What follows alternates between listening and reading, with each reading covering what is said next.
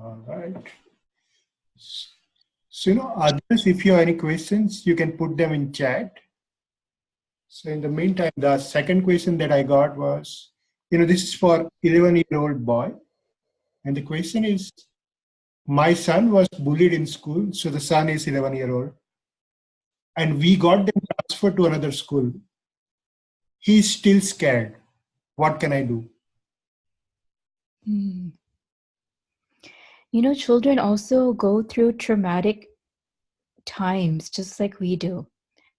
There's certain memories that we have as adults.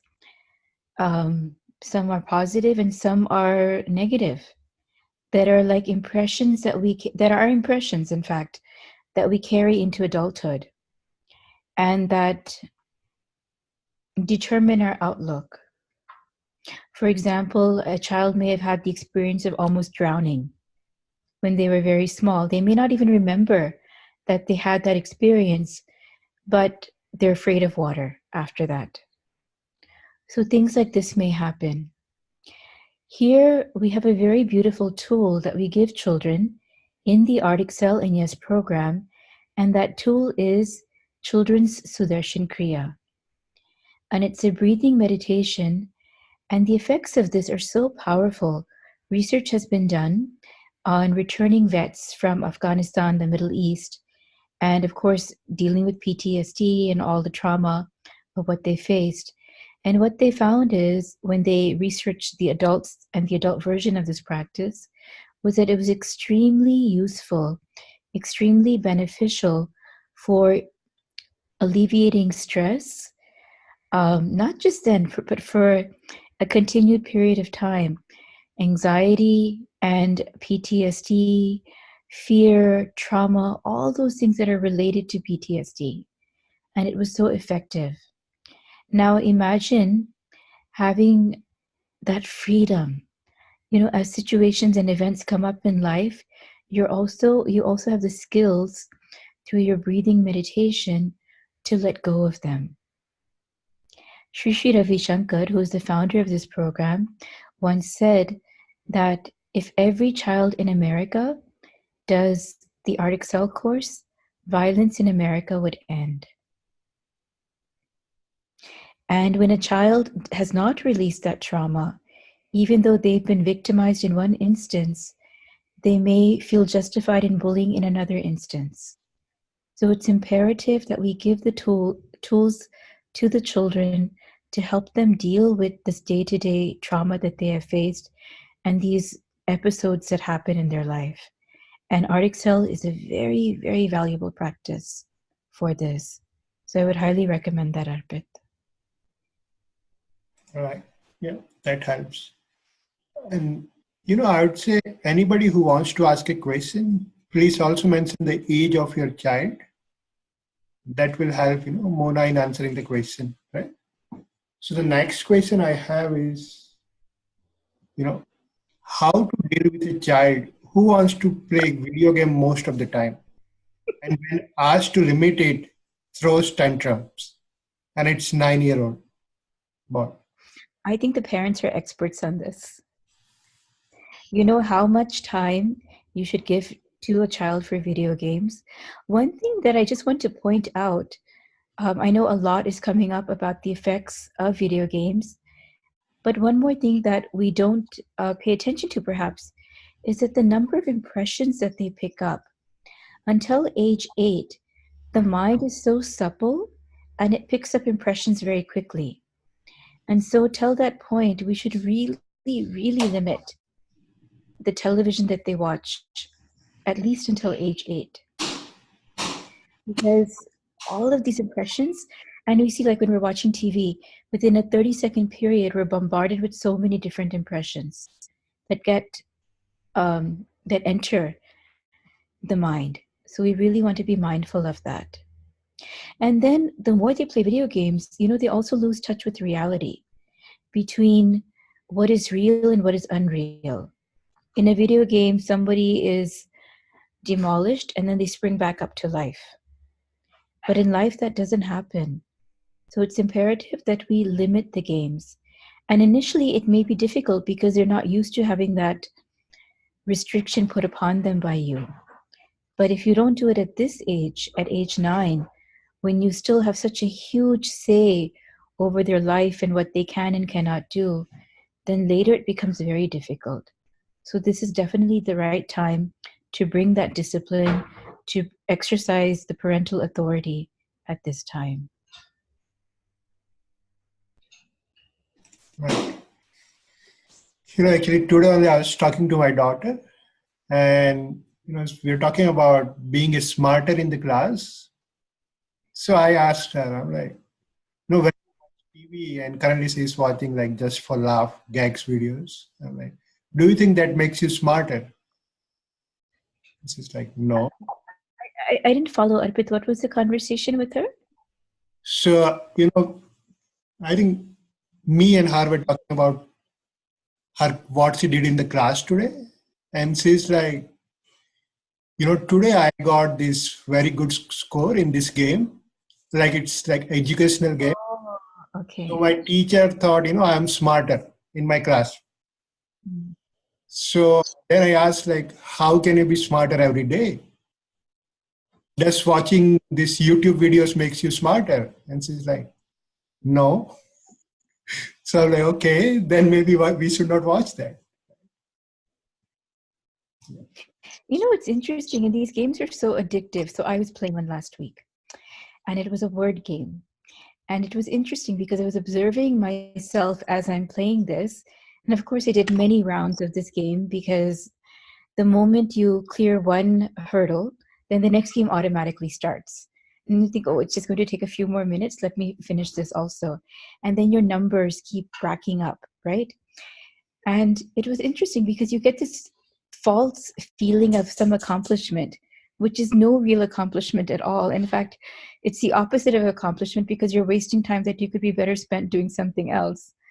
But I was thinking, like, these guys are so clever, how they've studied how the human mind works and are able to manipulate us so easily.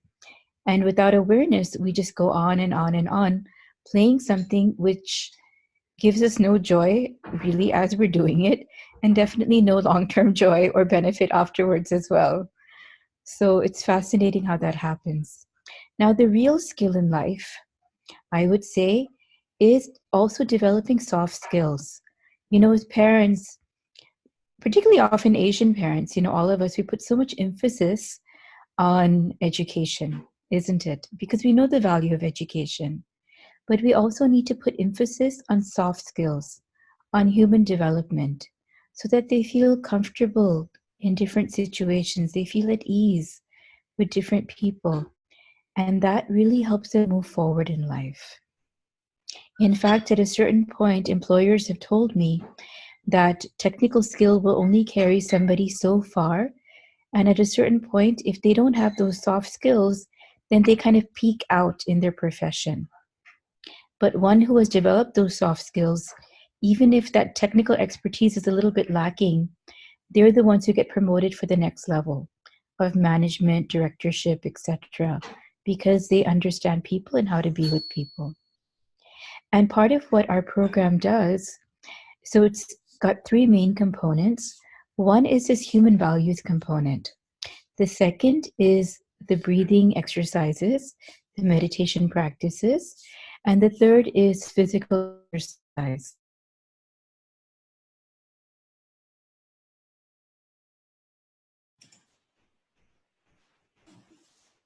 Feel that they're learning anything. And yet, as I shared in that example, that story that I shared with you in the beginning, so much is just absorbed within them. Now, as they're doing all of this, there's so much interaction with other people and other people within the class. So those skills start developing. A question has just come up from Rekha. Does Art Excel teach soft skills? Yes, those soft skills get developed in the classroom because you're interacting with other people, you're playing games, you're developing leadership, teamwork, collaboration. All those skills are coming up as part of class. Even this ability right in the beginning of how to make a new friend. So we were talking about human values. One of the first keys, what we call the keys to success, is to make a new friend every day. And it may seem something like very simple, but as children get older, not everybody is able to be comfortable with different people. We've seen this. So right away, they're actually paired with a buddy that they don't know in class, and they're asked to get to know that person. And we actually review, like, what are some of the things you can ask them? So they regain that skill of how to make new friends. And then we encourage them throughout the class to keep meeting new people and keep extending their hand. Now, it seems like a very simple thing, right? Make a new friend every day. But now carry that skill into adulthood. Does it happen when you're at work that certain people irritate you? At the office, you can nod. Yes? Right. So certain people irritate you, get on your nerves, and you're just like, what's wrong with these people? But then if you have that skill of making new friends and meeting new people throughout your life, what you develop is skill. You learn how to be with different types of people. You learn how to be in different situations, from how to deal with people with different perspectives, and how to incorporate those perspectives, how to understand them. You get exposed to so much. And because you're exposed to so many ways of thinking and being and doing, your buttons don't get pushed so quickly.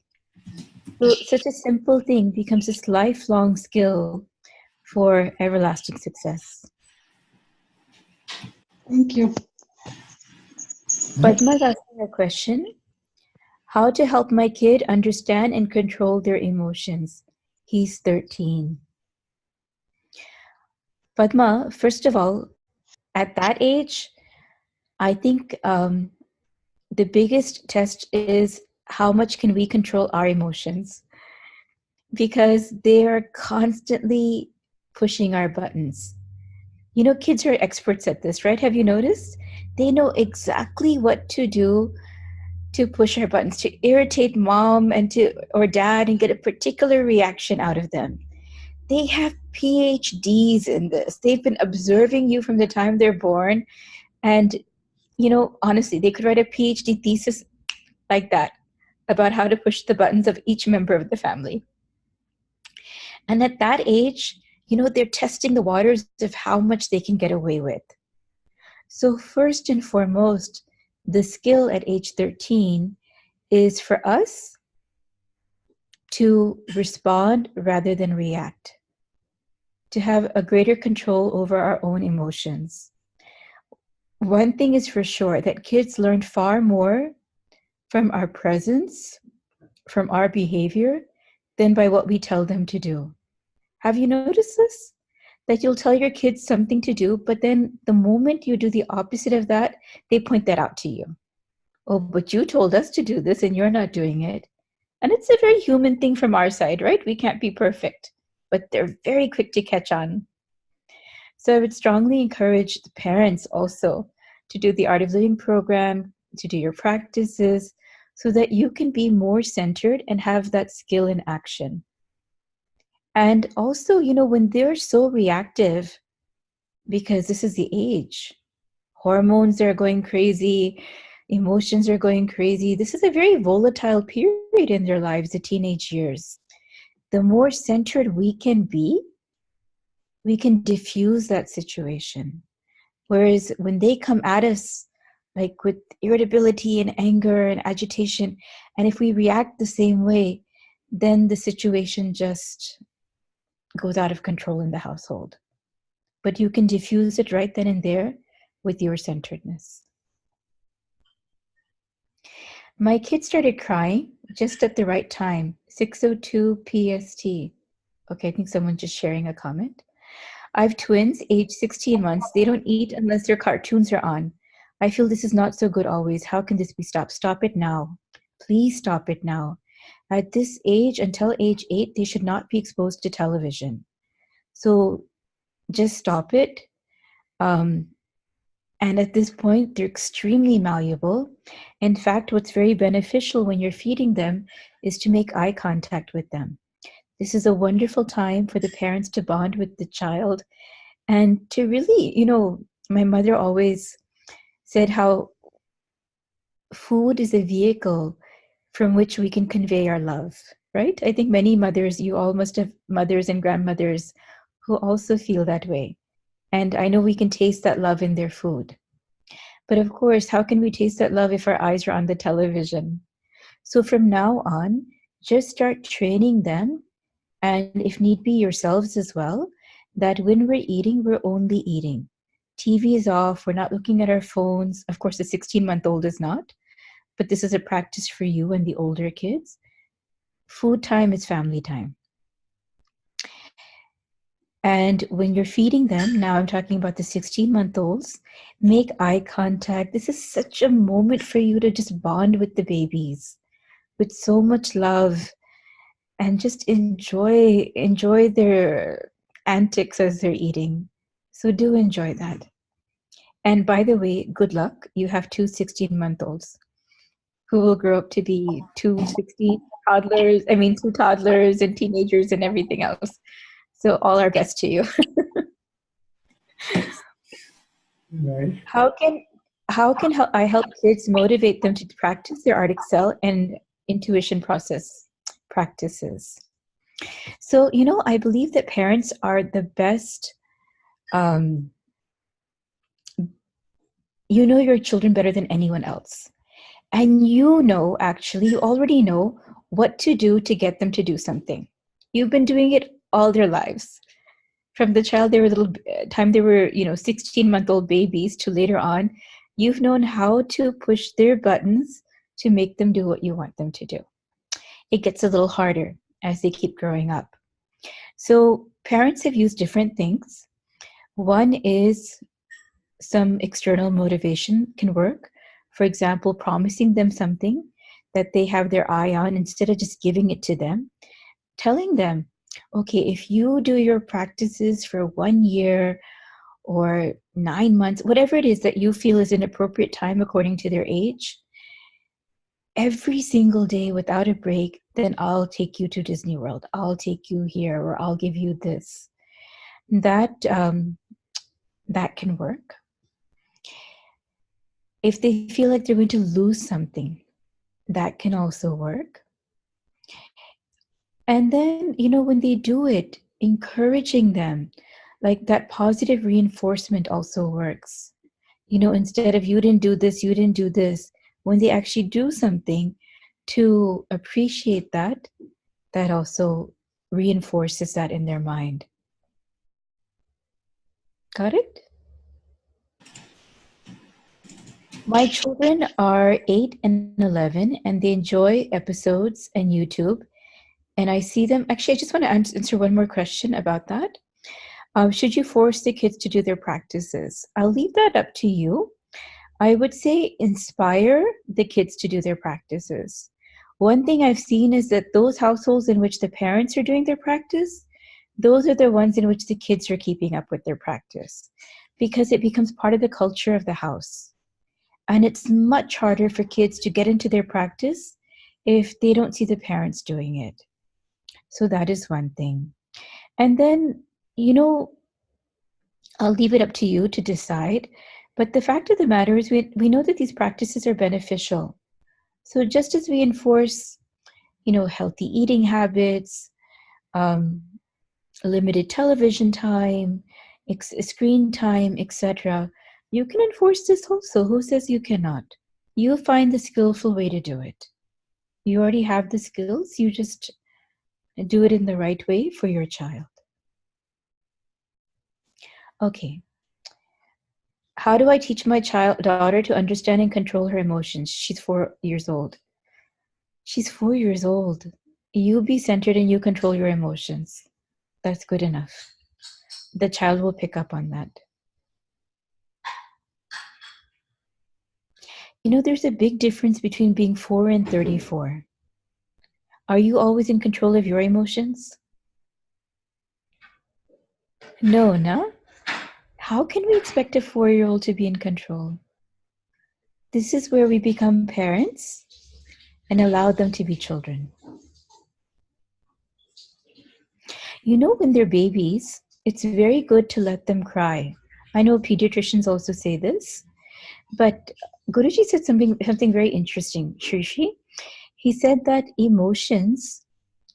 are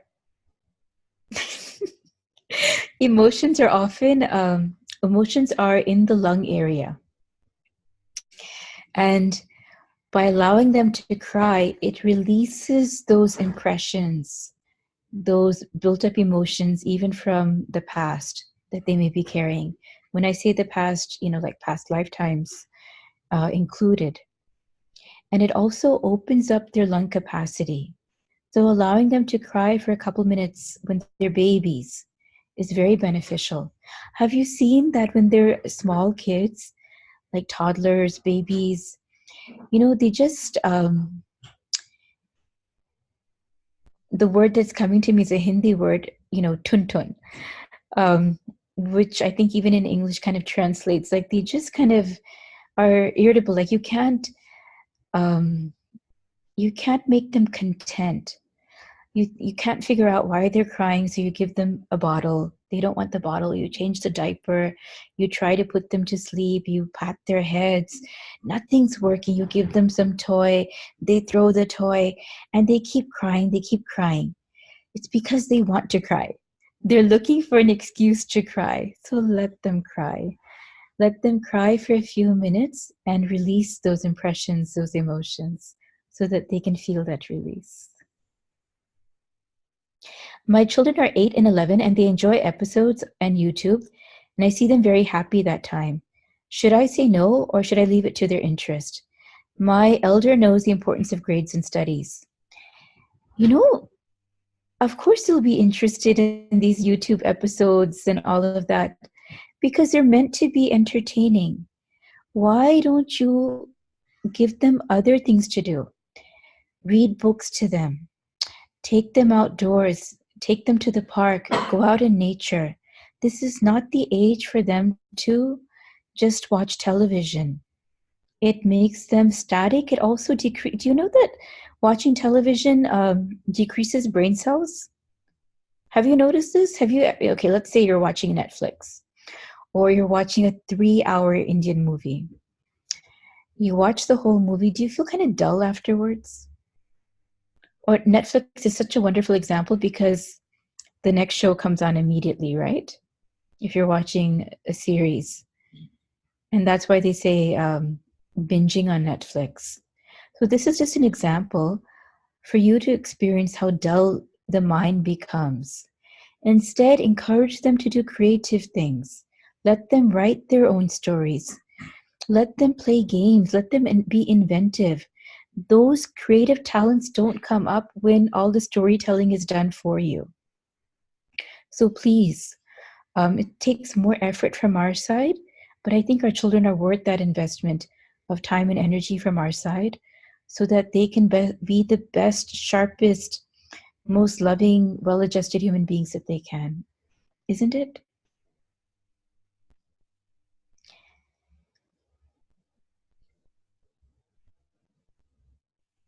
How to enforce and stick to rules to a kid who does not listen. Age of the child is 4.5. So one thing is, see what rules you're enforcing at that age, which are reasonable for that age and which are not. You can't expect a 4-year-old to have an understanding of a 7-year-old. But they do have considerable understanding. So just be a little bit age specific and age sensitive when guiding your child. YouTube addiction is a big problem for my 11-year-old daughter. No matter what I say or do, she's unable to control the temptation. Yeah, you need to figure out ways to handle this. So whether it's for sure limiting screen time, and then also limiting access that she has to these devices. I actually have a nephew who was given, the grandparents are so proud. Oh, he plays Farmville. He knows computers so well. He knows more than we do. So one day I took him off the computer and I said, come, let's play a card game. So this is a card game, a very simple one. It's called War, WAR, and not even something a little bit more complicated or sophisticated like Rummy, but just War. It's very simple. I said, come, let's you and I play this together. The kid had no idea why one person was winning or the other person was losing. It is such a simple game.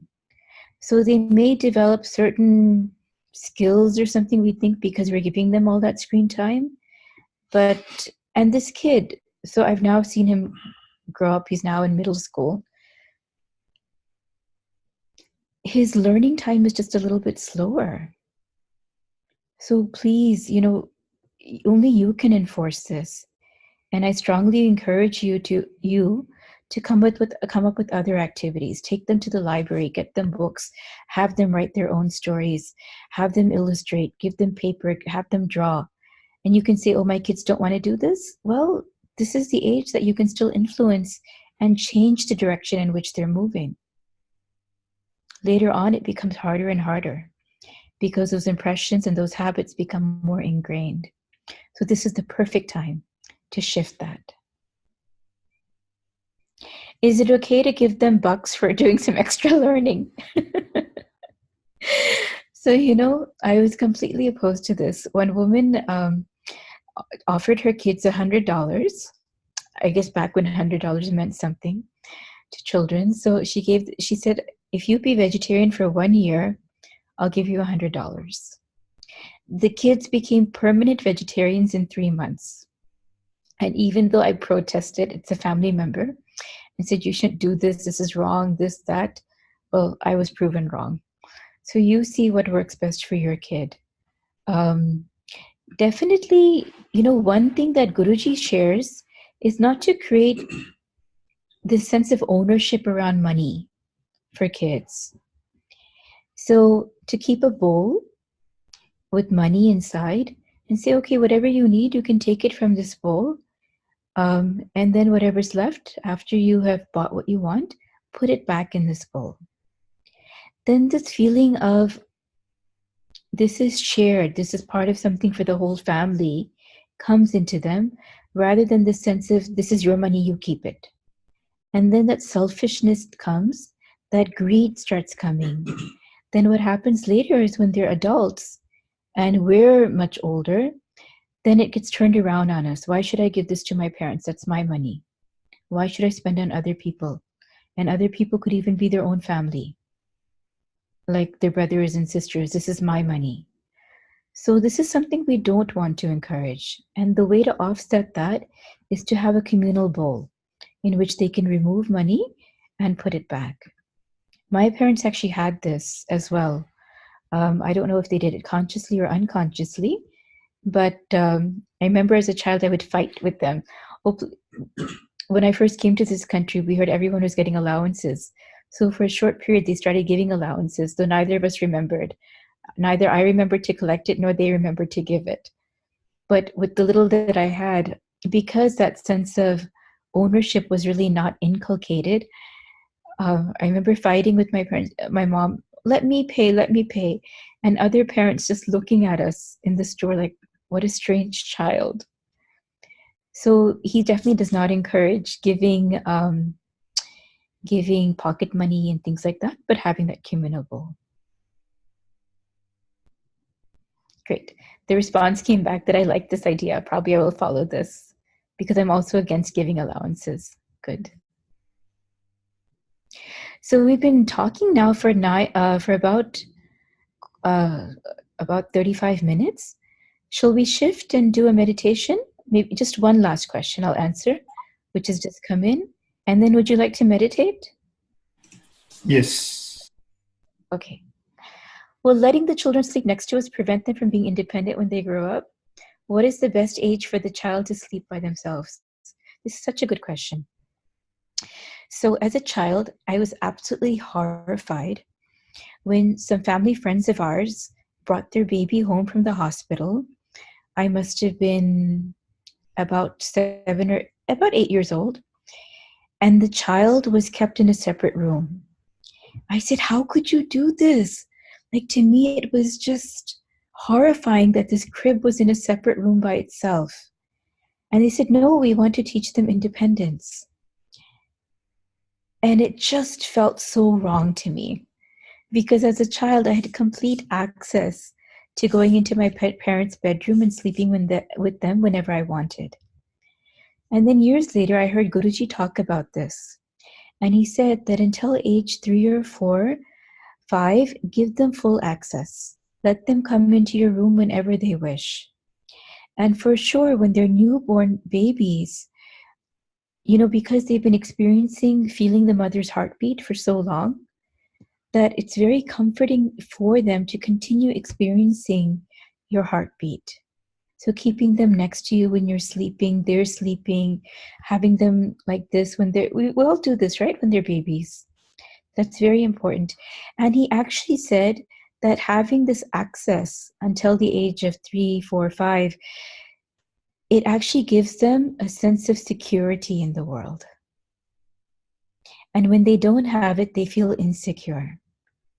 So it's interesting. So when we make them, we think we're giving them independence and force them to do something that's not comfortable at that age, it's actually creating insecurity rather than security. And a secure child, of course, is an independent child.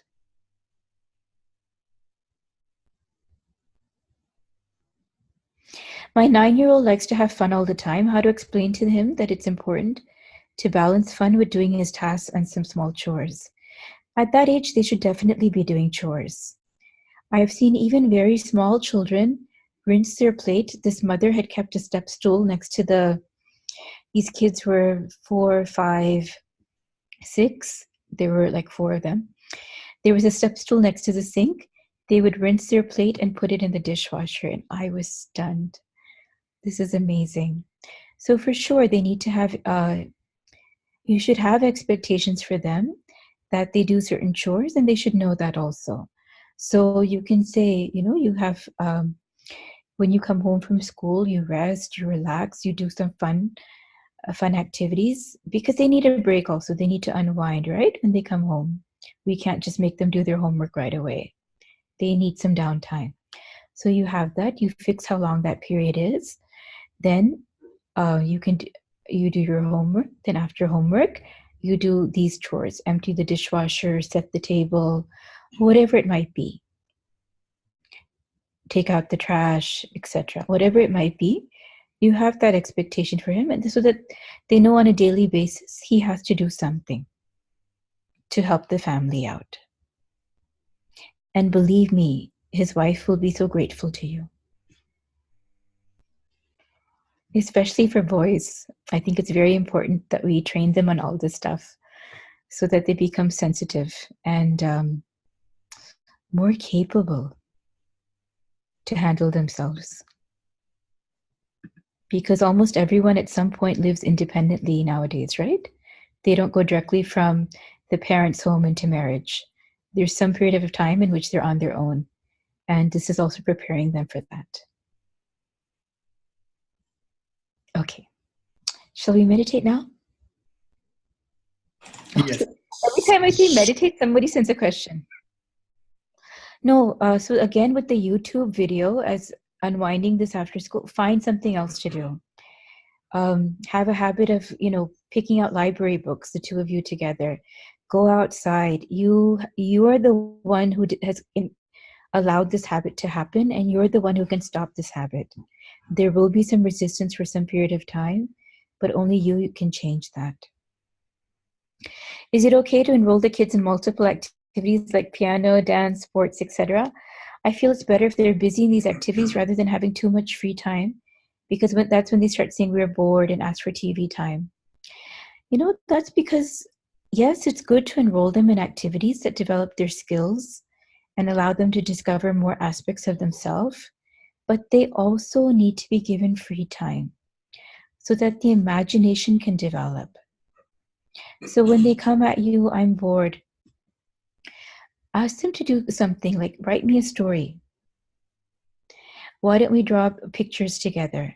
Why don't we do this? And again, as parents, you're such the role model for them. And they see what you do. If they see that mom and dad spend their downtime watching TV, of course they're going to join you and do that with you. But if they see that mom and dad read a book in their downtime, then that's the habit that they start picking up. So it's such a conscientious act to become a parent. And the more aware we are, the more conscientious we are, the more they naturally imbibe those habits and skills from us as well. So it may take a little bit more work to change the routine, but we must. And downtime is important so that creativity can develop. Their imagination has room to spring up and do things. Now, meditation. So we'll do a short meditation. Let's close our eyes.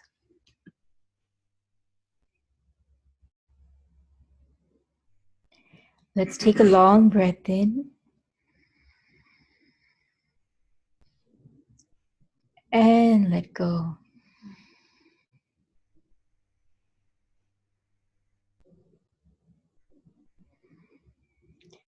Let's take another long breath in.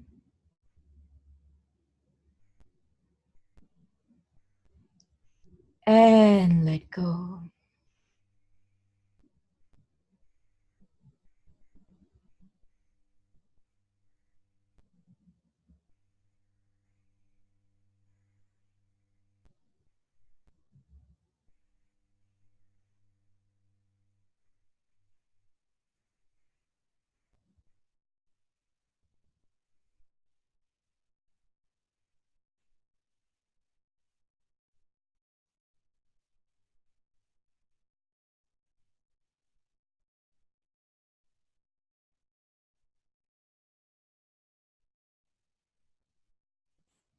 Let's become aware of the sounds in the environment.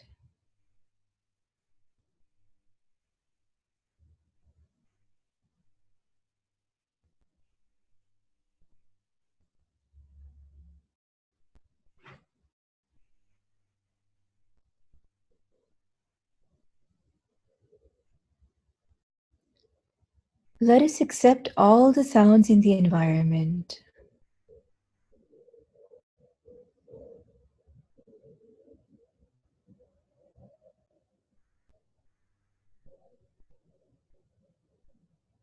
Now we're in harmony with the environment. Let's take a deep breath in and let go.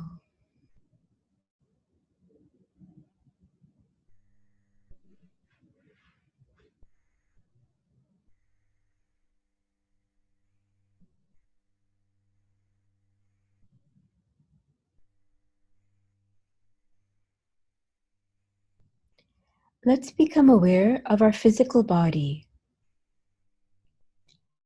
This body is a beautiful gift given to us with so much love by nature, by the divine.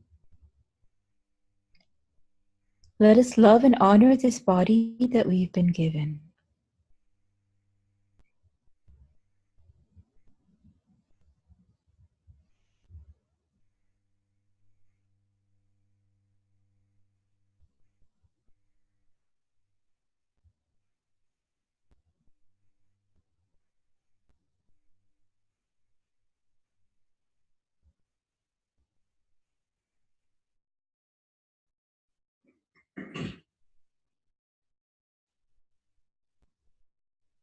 Let's become aware of our feet,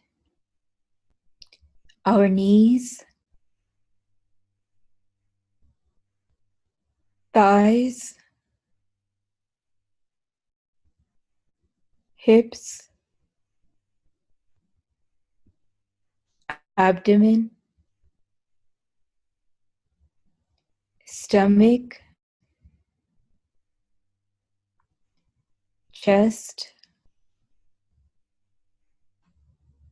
shoulders, right arm, left arm, throat, face, and head. Let's become aware of the whole body. the whole body. Let's take a deep breath in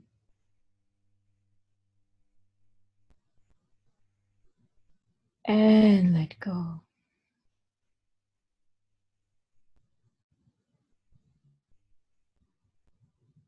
Let's become aware of our thoughts.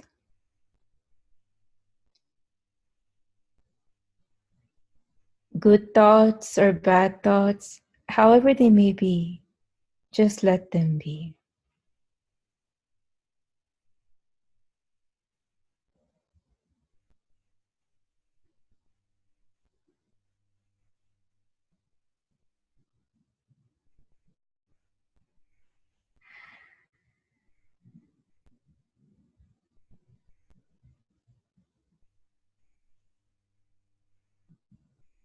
No need to resist your thoughts. Allow them to be there.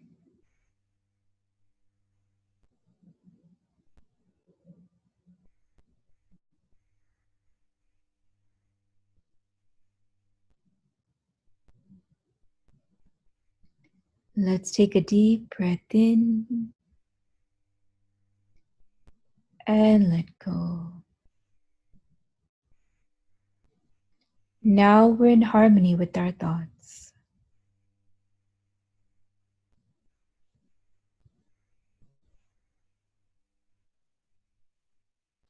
Let us become aware of our emotions, pleasant or unpleasant, just let them be.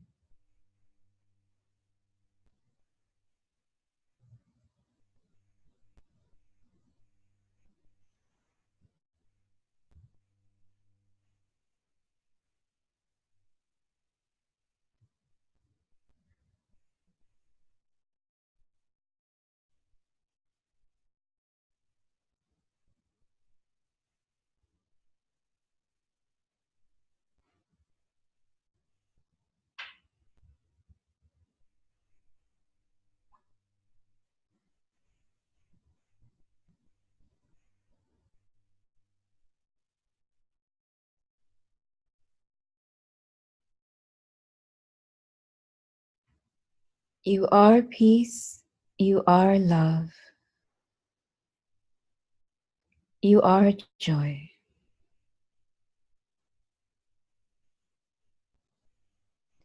Let us come back to that childlike, innocent nature inside that is pure love, pure joy, pure innocence.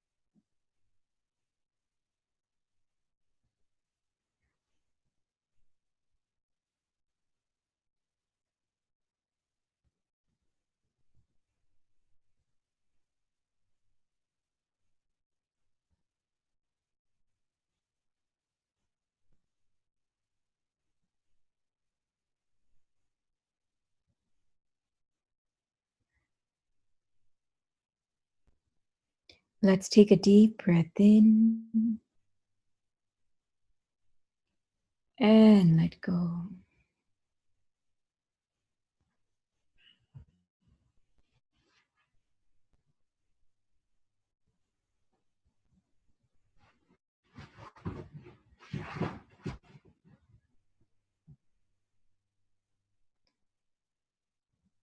Let us become aware of our emotions,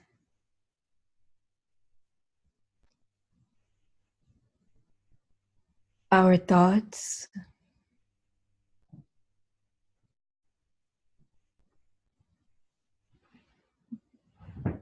the physical body, and the sounds in the environment.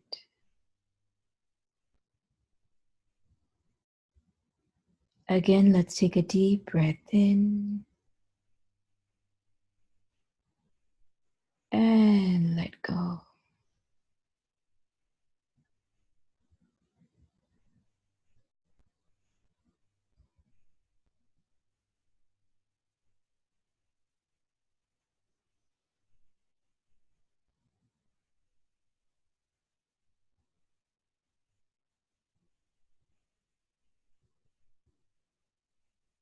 And slowly and gradually, let us gently open our eyes.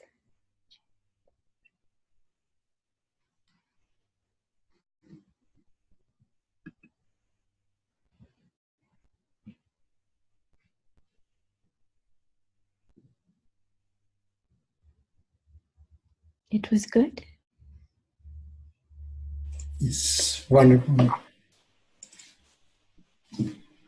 So thank you so much all for attending. Arpit, did you want to share anything else? Yes. So, we mentioned the Art Excel program multiple times. So, Art Excel program is mainly for the kids with in the age group of 8 to 13 years old. And we have some Art Excel programs lined up across the country. So I'll share my screen. Just a second. So we have Art Excel program in Brantford or Nashville. It's scheduled from next Friday, which is March 8th. And it's 4-day program, 3 hours each. So March 8th to 11th. And these are the URLs. One is tiny.cc/Art Excel Nashville. Or you can reach out to me as well. My phone number is 615-705-7713. Our next Art Excel program is in Folsom, California. Radhika is hosting it. It's from April 18 to 21. And just like Art Excel, we also have YES program. So the YES program is for 14 to 17-year-olds. And that is also hosted in Folsom. Same dates, April 18 to 21. And if you need more details, you can contact Radhika. Her number is 510-396-3880. Our next program is in Matwa, New Jersey. And I believe it's from April 11 to 14. And if you need more details, you can reach out to Mamta Bajaj. Mamta, you want to add anything else here?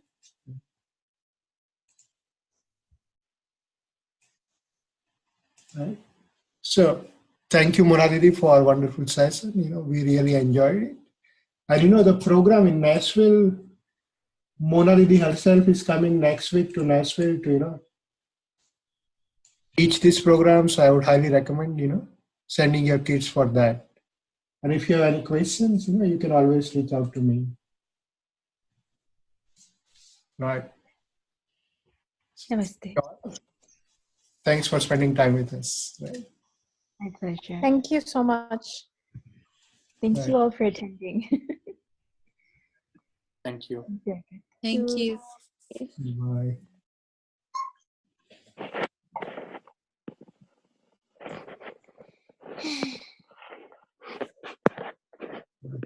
So I'm trying to figure out how to end this.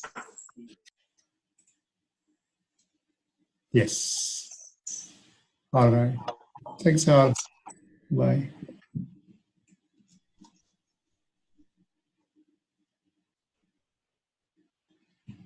Bye. Bye.